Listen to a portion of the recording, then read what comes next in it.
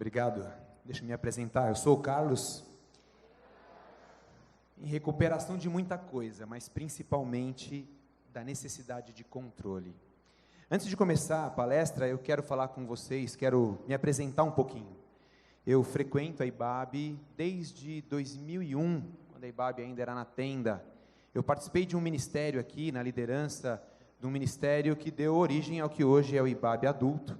Se chamava na época MAI. Tem alguém que frequentou o MAI aqui ainda? Ó, tem uns braços ali. Pois é, eu fiquei uns 8 anos participando do MAI. Foi um tempo muito bom. E depois, com o tempo, a IBAB foi padronizando o nome. Sou casado com a Paulinha. E tenho uma filhota de 3 anos, que é a Marina. Sou professor de educação física. 25 anos trabalhando com educação física. E há 10 anos como psicólogo clínico. Uau, o que tem a ver, né? Uma coisa com outra? Muito a ver, muito a ver. É na educação física onde acontecem os maiores conflitos, as maiores neuras, e quem faz educação, aliás, quem já fez educação física, a maioria deve ter feito, já conhece bem quais são os traumas, e ser psicólogo me ajudou muito a trabalhar com os meus alunos. Eu torço para um time que não tem mundial reconhecido pela FIFA, mas tem um mundial reconhecido por todo palmeirense, que é o Mundial de 51, né? Mas tudo bem, um dia a FIFA talvez reconheça, ou a gente ganhe um, não é verdade, palmeirense? Aqui tem um palmeirense aqui na frente para representar. É isso aí.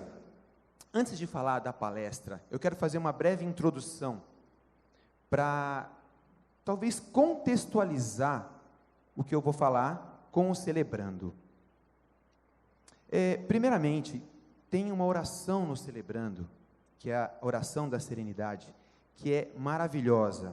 E tem uma parte dessa oração, em especial, que tem muito a ver com o que eu vou falar hoje. Então, acho que vocês, melhores do que eu, podem me ajudar.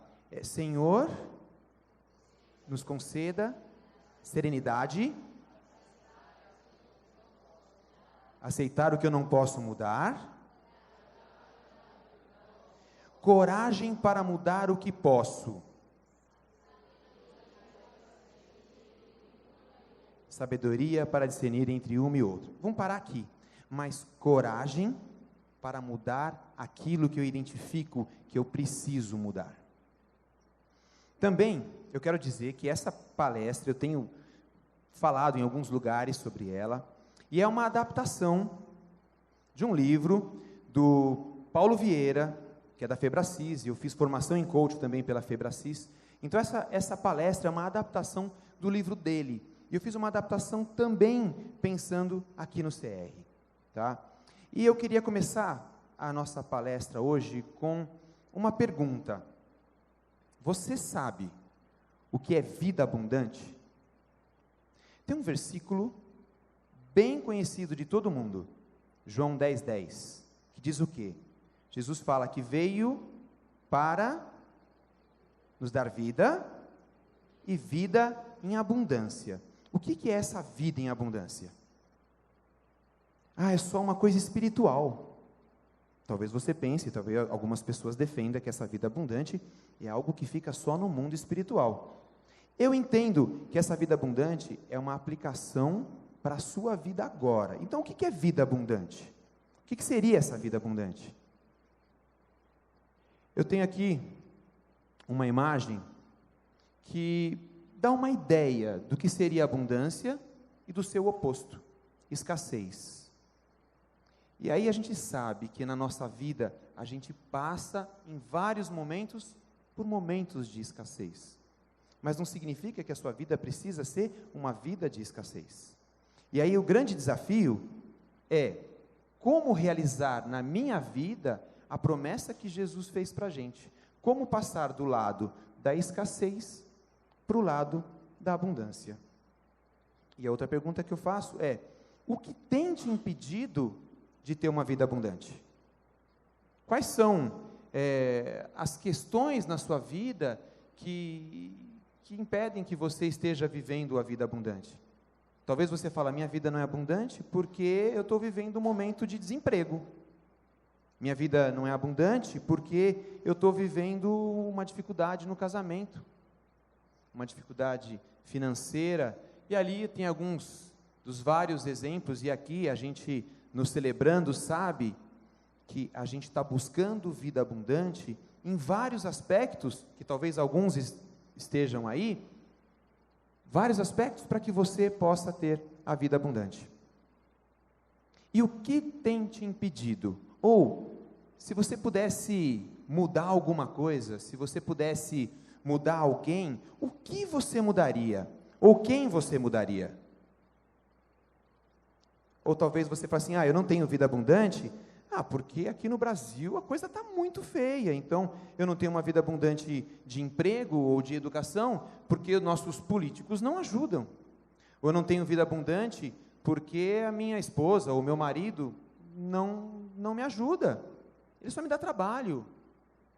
Eu não tenho vida abundante, porque está tudo caro. Então, se você pudesse escolher, o que você mudaria na esfera exterior aí, para que você pudesse ter essa vida abundante?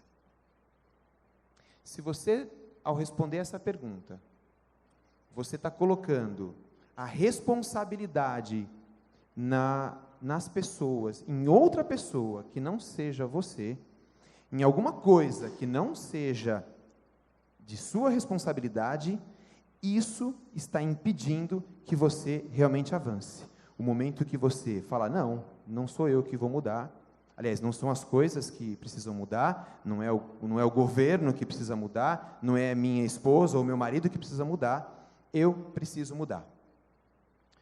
Muito bem, eu queria falar com vocês sobre a primeira definição, a gente tem aqui no multimídia, a primeira definição de autorresponsabilidade.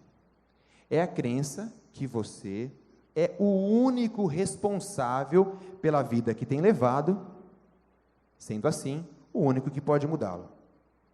Mas, Carlos, como assim? Eu sou responsável por tudo que acontece na minha vida? Presta atenção. Tem uma diferença entre culpa e responsabilidade.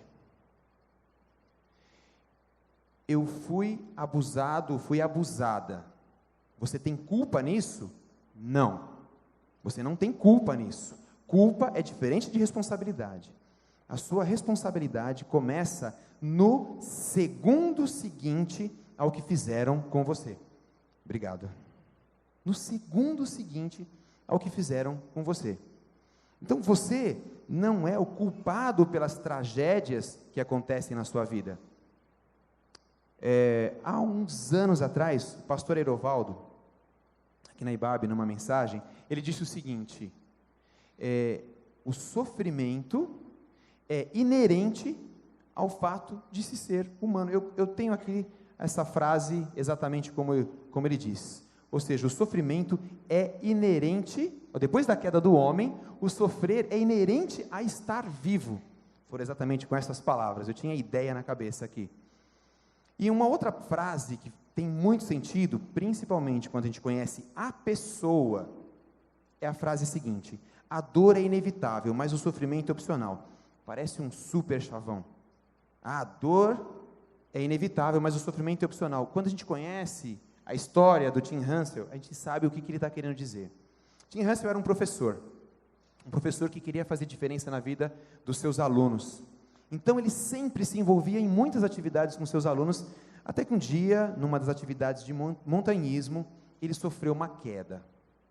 E nessa queda ele teve várias lesões, e uma das lesões comprometeu seriamente a cervical, gerando uma dor insuportável, constante, uma dor que não ia embora.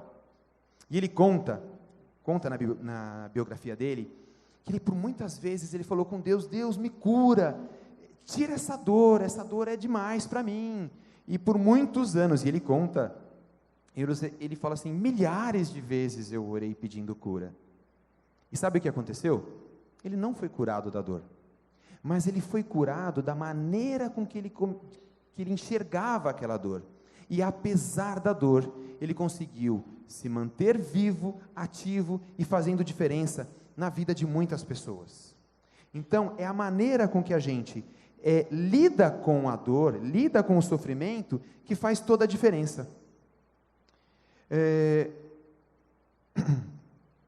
Qual a diferença entre controle e comando?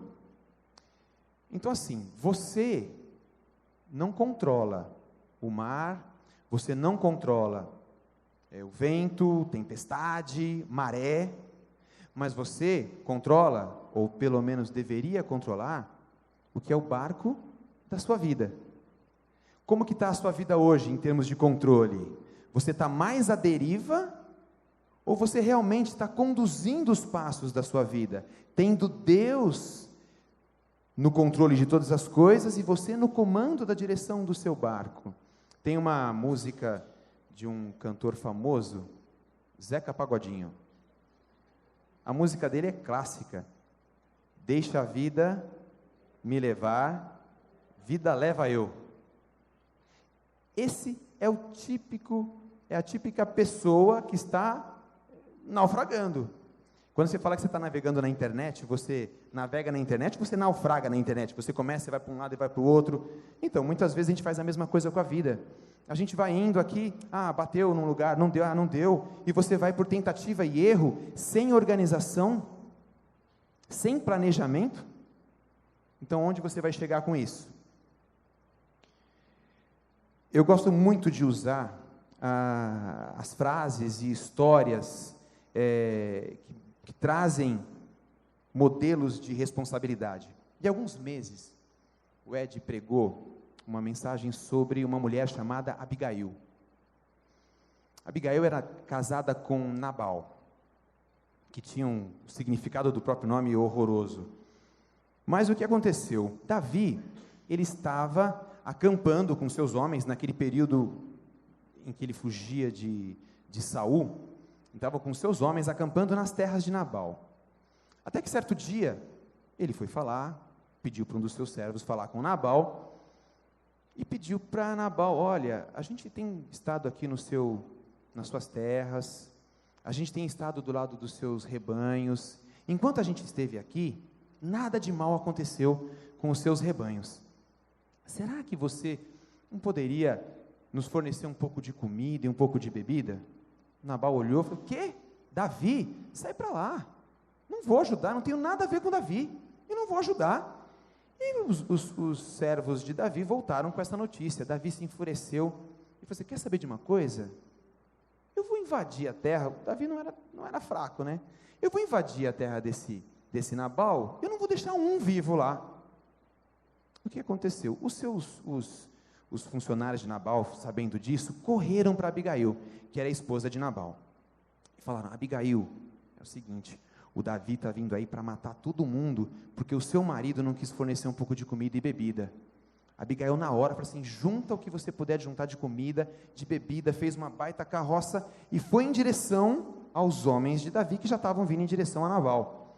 Se encontraram, e a Abigail falou assim: meu senhor, me perdoe, eu sou a responsável, eu não fiquei sabendo que o senhor precisava de comida, mas olha, receba aqui essa comida, e por favor, não faça nada a ninguém.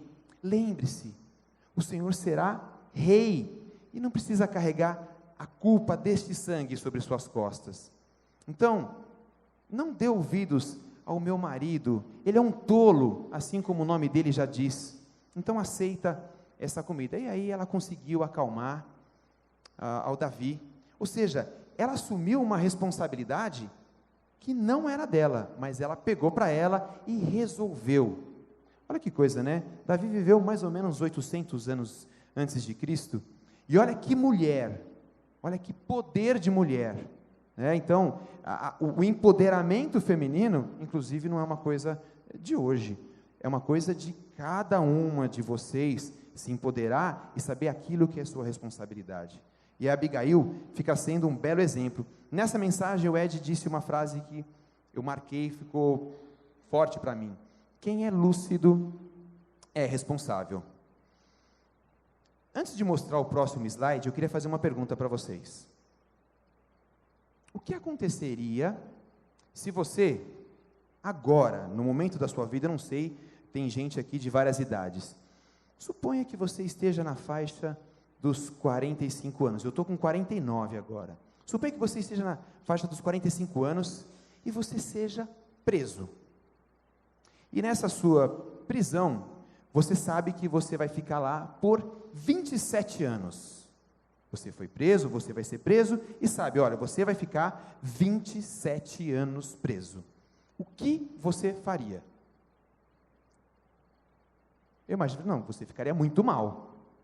Talvez alguns dissessem, acabou minha vida. Eu com 45, eu com 49, não vou ver a minha filha crescendo. Acabou minha vida, acabou com a minha vida. Pois é, vocês conhecem a história de alguém que aconteceu isso? Que foi preso aos 45 e ficou 27 anos na cadeia? Sabe de que eu estou falando? Olha ele aí. Mandela. Detalhe, o que vocês acham que ele fez durante os 27 anos de cadeia? Ficou lá esperando o tempo passar? Não. Ele fez administração pública, direito penal, direito internacional, e ele se preparou para ser o homem que ele foi. Ele esteve preso e disse o seguinte: o meu corpo vocês podem prender, mas a minha alma não. O meu corpo vocês podem prender, mas os meus sonhos, não. O slide seguinte, ele fala, dá duas frases muito legais. Meu corpo eles podem ter prendido, mas a minha mente sou eu que controlo. Posso responsabilizá-lo pelas suas atitudes, porém eu sou o único responsável pelos meus sentimentos. Você é o único responsável pelos seus sentimentos. O que a Bíblia fala sobre responsabilidade sobre os seus atos? Ela fala muita coisa, mas tem um versículo em especial, que é esse que vai estar escrito aí: não se engane, não se deixe enganar, de Deus não se zomba, pois o que o homem semear, isso também colherá. Carlos, eu estou desempregado, a culpa é minha? O que você acha? Carlos, eu estou com um problema no meu casamento, a culpa é minha, a responsabilidade é minha? O que você acha? Então eu vou dar alguns exemplos que eu acho que fazem muito sentido. Por exemplo, eu coloquei ali que desemprego, filhos nas drogas ou envolvimento com as drogas são uma das consequências de algumas das nossas ações. Quantos de vocês que perderam o emprego e enquanto estava empregado não investiram em novos conhecimentos, não investiram em treinamento, em livros, em cursos, em se tornar cada vez mais um profissional melhor, e na hora que chegou o corte, você entrou na fila? Outros que estavam na mesma função que você, não entraram. Será que você foi responsável? Ou então, se você está passando por um problema financeiro, e aí de repente você não sabe como sair dele, eu faço uma pergunta: quantos de vocês já leram algum livro sobre administração financeira? Assistiram algum curso sobre administração financeira? Hoje, na internet, você tem centenas de pessoas ensinando muita coisa legal sobre vários assuntos, inclusive administração financeira. Você sabe que não ter dinheiro não significa que, aliás, desculpa, não é esse o termo. Estar endividado é diferente de não estar trabalhando ou de não ter um bom salário. Muitas pessoas têm ótimos salários e têm dívidas enormes. E eu conheço pessoas que têm salários bem pequenos e têm uma vida financeira super estável. Então a diferença não é o quanto você ganha, a diferença é como você trabalha com o seu dinheiro. Essa é a diferença. Se não fosse assim, a gente não veria tantos jogadores de futebol que ganham milhões, né? Milhares de reais, dólares ou euros, depois passa um tempo que eles terminam a profissão, estão falidos, porque não souberam administrar. Então, muitas vezes, estar endividado não é porque você não tem dinheiro, e sim porque você não soube administrar o seu dinheiro. Uma outra coisa que é muito importante para a gente, que eu entendo que faz toda a diferença, é aquilo que nós buscamos conhecer. Existe uma parábola chamada a Caverna de Platão. Quem já ouviu falar? Caverna de Platão. Algumas pessoas já ouviram falar. O que diz essa caverna? Qual a história dessa caverna? Conta que algumas pessoas estavam presas, acorrentadas dentro da caverna, de costas para a entrada da caverna, e a única noção que eles tinham da realidade era as sombras que as pessoas que estavam atrás, na boca da caverna, refletiam no fundo da caverna. Então, eles de frente para o fundo da caverna, vendo aquelas sombras, que era feita por outras pessoas, era a noção que eles tinham da realidade. Conta que uma das pessoas conseguiu sair, e quando viu que lá fora era completamente diferente, não, aquilo que a gente via era só sombra, a realidade é completamente diferente. Ele volta para a caverna e conta para todo mundo, olha, aquilo lá é só uma sombra, aquilo que vocês estão vendo ali na caverna é só sombra. Você é louco? Claro que não. E as pessoas, na certeza de que estavam certas, elas ficavam com aquela ideia de realidade. E como é que a gente muda a realidade? Como é que a gente muda as nossas crenças? Como é que a gente muda aquilo que conduz a minha vida? Com conhecimento, com estudo. O livro de Provérbios, ele é recheado de instruções sobre sabedoria, sobre conhecimento. Uma das passagens conta que ter sabedoria, ou saber as coisas, é mais importante do que o próprio ouro e a prata. Em outras situações, busque o conhecimento, é importante o conhecimento. O quanto você tem investido em conhecimento? O quanto você, que é um profissional, tem investido na sua carreira? O quanto que você, que é marido ou mulher, tem buscado ler livros sobre relacionamento conjugal? Eu gostaria de contar uma história de uma mulher. Ela foi uma abolicionista. O nome dela, coloca para mim ali, o slide, por gentileza. Harriet Tubman. Ela morreu em 1912, 1916, alguma coisa assim. E ela disse o seguinte: libertei 1000 escravos, e eu poderia ter libertado mais 1000 se eles soubessem que eram escravos. O que ela quis dizer com isso? Que muita gente não saiu da escravidão porque sequer se considerava escravo. Ou seja, ele olhava para o fundo da caverna, e a imagem que ele tinha daquela realidade é que, não, isso não é escravidão. Um outro autor que eu gosto muito, eu recomendo muito isso esse autor no consultório, é o Viktor Frankl. Ele escreveu o livro Em Busca de Sentido. Para quem não conhece a história dele, ele viveu o Holocausto. Ele foi retirado da família, filhos, esposa, pais, e foi levado para os mais diferentes campos de concentração. E ele se manteve vivo por alguns motivos. Quem leu esse livro, Em Busca de Sentido, sentiu um pouquinho qual foi a dificuldade que ele e muitos milhares passaram, mas o que o diferenciou de tantos outros que não saíram de lá foi objetivo. Ele tinha objetivos em mente. Esse objetivo o conduziu para fora de lá. E ele conta que querer sobreviver era um objetivo, salvar o maior número possível de pessoas e aprender o máximo que ele podia aprender naquela situação, isso o manteve vivo. Além disso, é claro, ele tinha o desejo, que não se concretizou, de encontrar com sua família novamente, ele perdeu todos.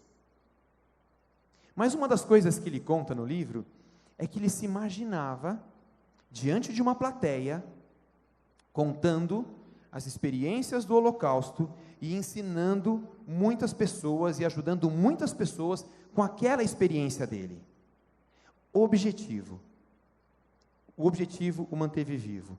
Pessoas que não tinham esses objetivos ou algum objetivo se entregavam. Quando se entregavam, não se alimentavam. Quando não se alimentavam, não tinha força para trabalhar. Não tendo força para trabalhar, quando chegava na fila da inspeção, você para lá, você para lá. Os que iam para lá morriam.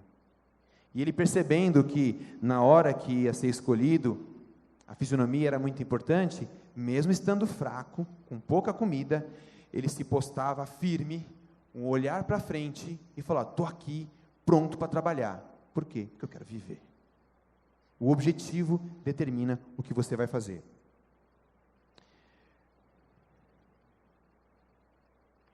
Queria falar agora sobre as 4 armadilhas que nos impedem de avançar, de ser mais responsável, de fazer diferença na nossa vida.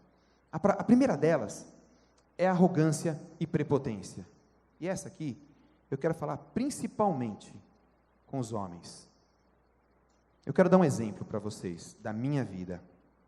Eu estou no meu 2º casamento. Estou casado com a Paulinha há 14 anos. Mas no meu primeiro casamento, me casei muito cedo, fiquei casado por 5 anos. Quando eu me separei, as pessoas ficaram muito surpresas com aquela separação. Como assim vocês se separaram? Vocês eram, nossa, um casal lindo, o famoso casal 20. Como assim vocês se separaram? Sabe o que acontecia?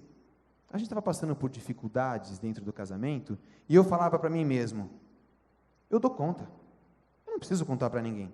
Para falar a verdade, ela foi fazer terapia, eu não, eu dou conta, imagina, por que eu vou falar? E o resultado foi o que foi. E quando eu falo para nós, homens, eu vou falar uma coisa: homens falam pouco de si. Aqui no Celebrando é uma oportunidade em que muitos homens estão aprendendo a falar de si, mas muitos, para não dizer a maioria dos homens, eles não contam o que está acontecendo nas suas vidas. Recentemente perdemos um amigo aqui na IBAB. Ele se suicidou. E foi uma surpresa para todos nós. É claro, o suicídio é sempre uma surpresa. Mas ele estava passando por sérias questões pessoais, que não vem ao caso eu falar aqui. Mas ele serve de exemplo para muita gente que está passando por dificuldade e não se abre, e não vai procurar ajuda, e não vai procurar conhecimento, novas possibilidades, novas ideias de sombra na parede, não, novas ideias de realidade. E aí com isso, muitos se perdem, muitos levam uma vida de escassez. Por quê? Porque acham que dão conta. É claro que não é só os homens. Eu estou falando dos homens porque eu estou falando de um exemplo meu. Eu fui assim e acabou dando no que deu. Outra questão que nos interfere é a vaidade.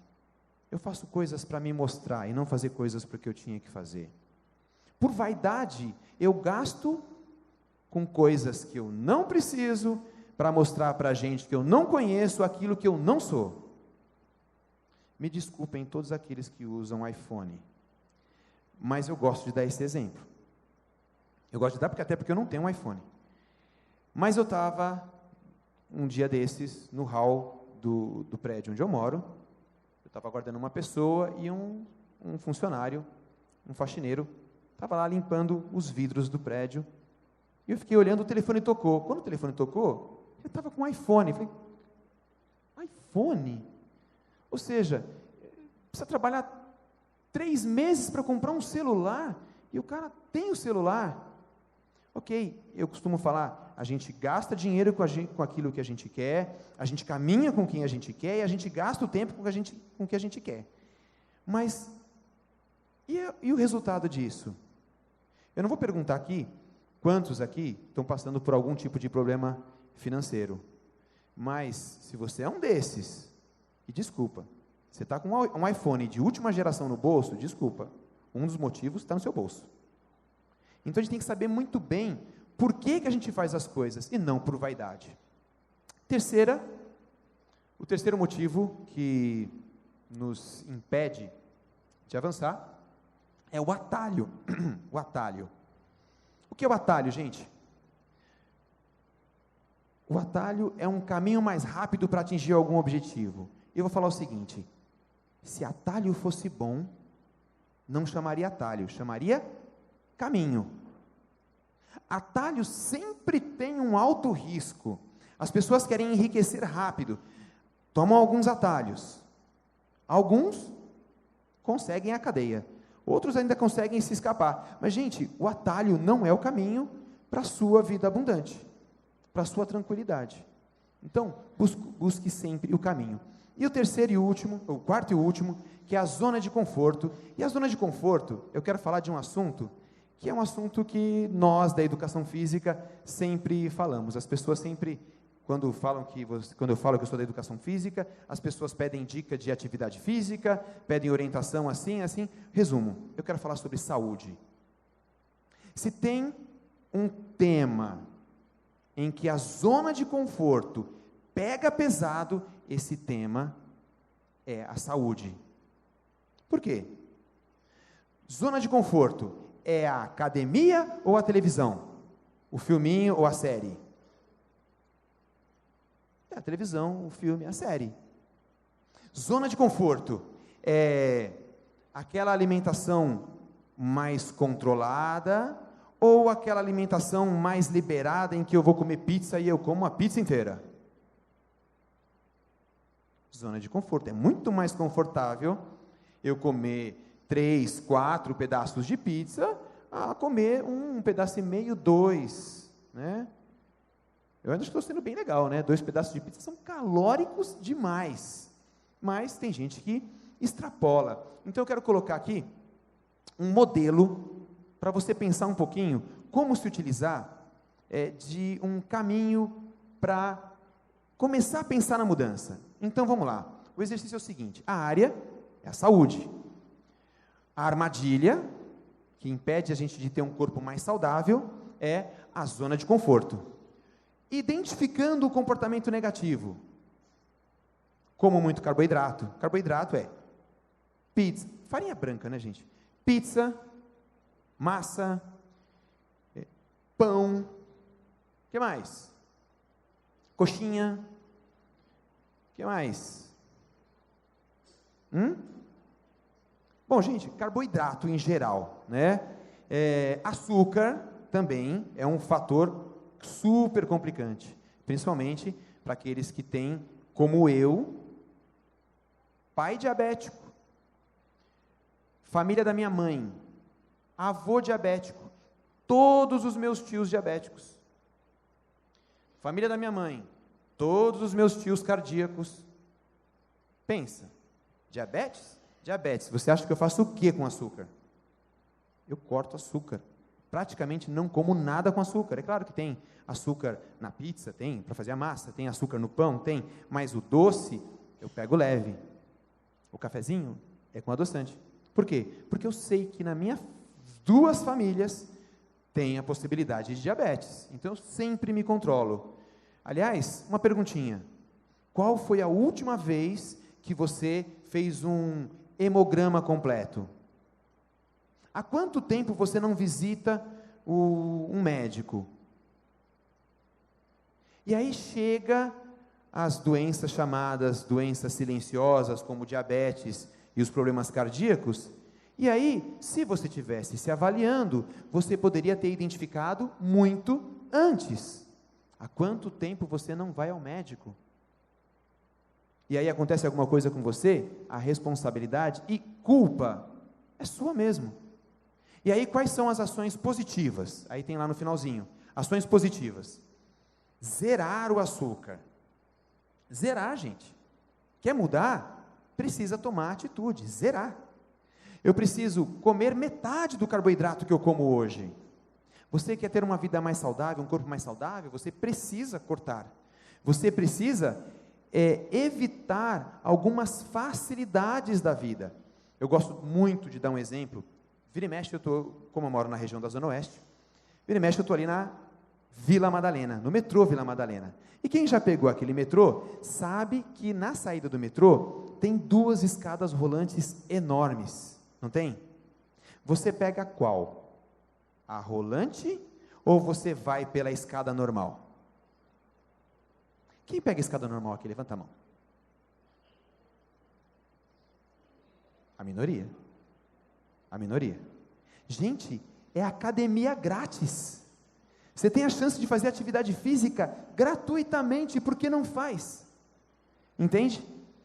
Entende como você tem a chance de mudar e as oportunidades estão muito próximas, né? Então, quando eu vou para a Vila Madalena, como eu sempre, vira e mexe, estou falando desse assunto, eu olho para a escada rolante, olho para outra, eu vou para outra, eu subo, eu sei, cansa, chega lá em cima, pois é, chega lá em cima assim, mas precisa, gente, você quer ter saúde ou não?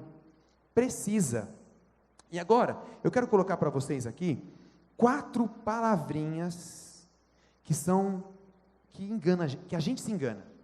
4 palavrinhas que a gente se engana. Quantas vezes e quantas passagens de ano você não disse o seguinte: esse ano eu tenho que ir para a academia? Ou então, eu preciso tirar o açúcar. Ou eu quero ganhar mais dinheiro. Quem que não quer ganhar mais dinheiro?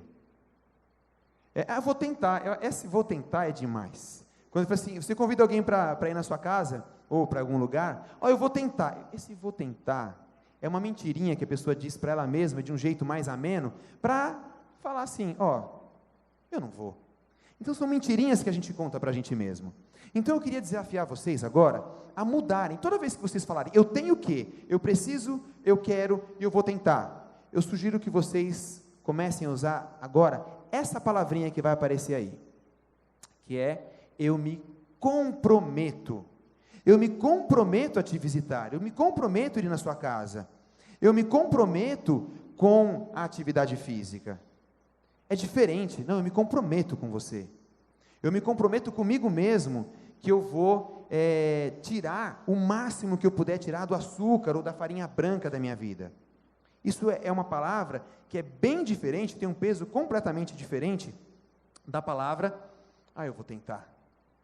E aí quando você se compromete, é muito importante que ao se comprometer, você estabeleça objetivos muito claros. Objetivos que na formação em coach, a gente aprendeu que são objetivos SMART. O que é objetivo SMART?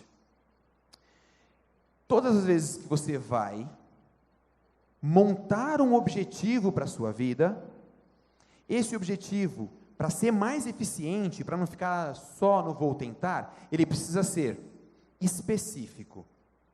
Vou para a academia. Vou para a academia 3 vezes por semana. Então ele é específico, eu vou para a academia, eu vou 3 vezes por semana para a academia, eu vou melhorar o meu condicionamento físico. Hoje eu consigo correr sem precisar parar? Eu consigo correr 30 minutos. Vamos supor que esse seja o seu caso.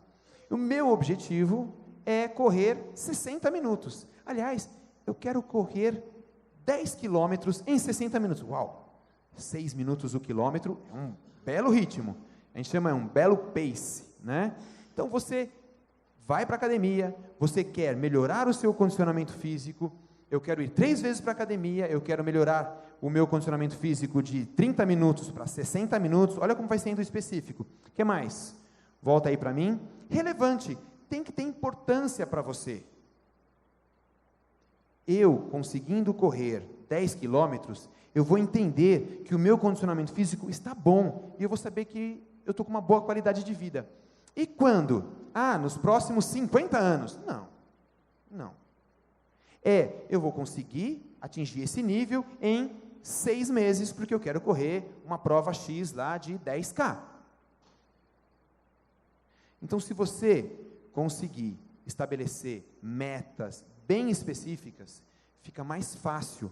Se você puder visualizar isso, então, eu vou colocar o meu comprometimento num lugar onde eu possa ver todos os dias. Então, você vai fazer a seguinte frase. Você vai escrever: eu, Carlos, me comprometo a, pegando o exemplo que eu estava, ir à academia 3 vezes por semana, dobrar a minha capacidade de corrida em 30 minutos. Por quê? Porque isso é importante, eu vou entender que eu vou estar com uma qualidade de vida melhor, e eu quero atingir isso até junho. Então eu estabeleci aí 5 meses. Em junho eu completo 50 anos. Então, ao chegar nos meus 50 anos, eu quero correr 10 quilômetros em 1 hora. Essa é a ideia. E para a gente finalizar, eu queria deixar aqui para vocês algumas dicas, algumas ideias. Como eu disse, não são ideias minhas, são ideias do livro do Paulo Vieira, sobre autorresponsabilidade. Ao invés de criticar, fique em silêncio. Ao invés de reclamar, dê sugestão. Ao invés de buscar culpados, busque solução. A minha mulher sofre um pouquinho comigo nesse aspecto. Porque vira e mexe, ela vem com um problema. Ok, legal, você identificou o problema. Agora, qual é a solução? Vamos para a solução? Né? Ela olha para mim, tá, vamos para a solução. Ao invés de se fazer de vítima, faça-se de vencedor. Você não precisa se vitimizar. Ao invés de justificar seus erros, aprenda com eles. Eu costumo dizer o seguinte para os meus pacientes: a gente olha para o passado de uma maneira adequada para 2 coisas. Uma, para aprender com ele. Aprender o que eu errei. Eu terminei um relacionamento. Aonde eu errei? Foi no meu excesso de controle? Foi. Foi no meu excesso de falta de flexibilidade? Foi. O que eu faço com isso? Eu me comprometo a melhorar nesses aspectos. Então eu olho para o passado para aprender com ele. E eu olho para o meu passado também para celebrar.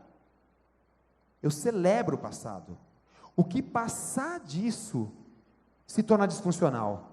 Se eu ficar olhando para o passado só para me lamentar, isso vai fazer mal para mim. Não vai me ajudar em nada me lamentar. Eu aprendi com os meus erros, aprendi.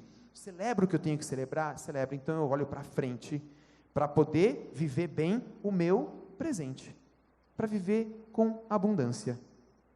E por último, a última, ao invés de julgar as pessoas, julgue apenas suas atitudes e comportamentos.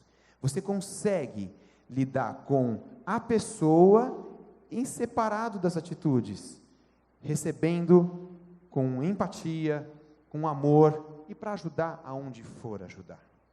Então esse é o meu desafio para vocês hoje. Eu tentei falar no ritmo que era possível, e eu sei que depois que tiver o tempo de grupos aqui, aí se alguém tiver alguma dúvida, também tem aqui o meu contato. Pode mandar para o meu WhatsApp, perguntas. Carlos, eu estou passando por tal coisa, tem alguma dica? No que for possível, vou poder ajudar. Livros que eu recomendo. Pode usar o WhatsApp para perguntar. Então, Em Busca de Sentido, do Viktor Frankl. Livro que eu acho muito legal na vida financeira, me ajudou demais. Pai Rico, Pai Pobre. Livro que eu indico muito para meus pacientes, para falar sobre perdão. Um homem que caminhou junto com o Mandela, Desmond Tutu, escreveu o livro do perdão, espetacular. Então, gente, busque conhecimento e trace objetivos que sejam alcançáveis, e eu tenho certeza que você vai começar a caminhar, se é que você já não está caminhando nesse sentido, para uma vida cada vez mais abundante. Amém? Que Deus abençoe.